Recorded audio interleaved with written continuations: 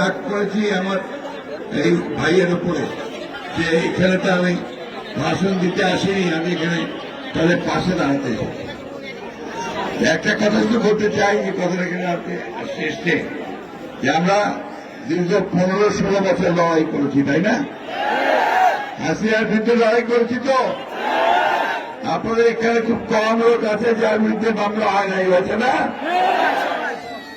ভোটে যেতে হয়েছে, এখানে মারা গেছে লোকে, এখানে আপনারা মামলায় কোর্টে যেতে অস্থির হয়ে গেছেন, সেই অবস্থাটা অবসান হয়েছে, তাই না?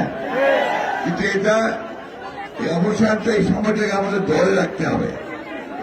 যদি আমরা একটা ভালো নির্বাচন করতে পারি, সেই নির্বাচনের মধ্যে জনগণের প্রতিনিধিকে নিয়ে আসতে পারি, তাহলে আমাদের সমস্যার কিন্তু সমাধান হবে।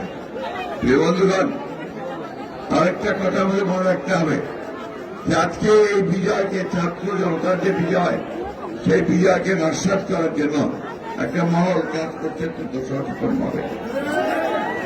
আমাদের মধ্যে আবার বিরোধ সৃষ্টি করার চেষ্টা করছে, আমাদের কিছু কিছু লোকের নামে বিভিন্ন রকম কথা বলে পত্র পত্রিকায় বিএনপির ভাবমূর্তি নষ্ট করার চেষ্টা করছে।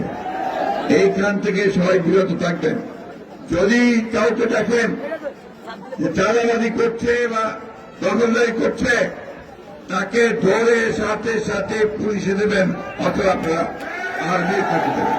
এই ব্যাপারে আমাদের কোন রকমের কোন সুপারিশ থাকবে না।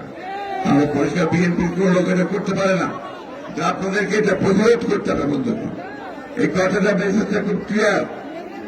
আমরা বন্যার দুর্গত মানুষের পাশে দাঁড়াতে এসেছি, আমরা দাঁড়াবো।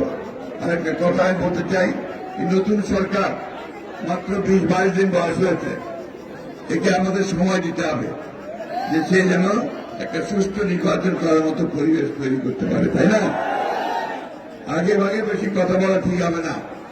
সমস্ত রাজনৈতিক দলগুলোর সঙ্গে আলোচনা করে আমরা গিয়েছিলাম, আমরা বলেছি যে আলোচনা করে বসে সকলে যা চায় মানুষ, সেইভাবে একটা নির্বাচনের ব্যবস্থা করতে হবে।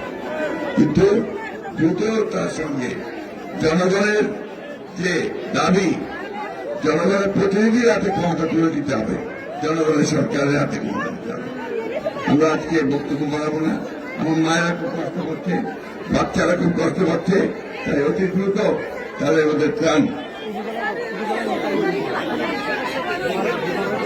হ্যাঁ, আমরা শেষ করে দিয়েছি।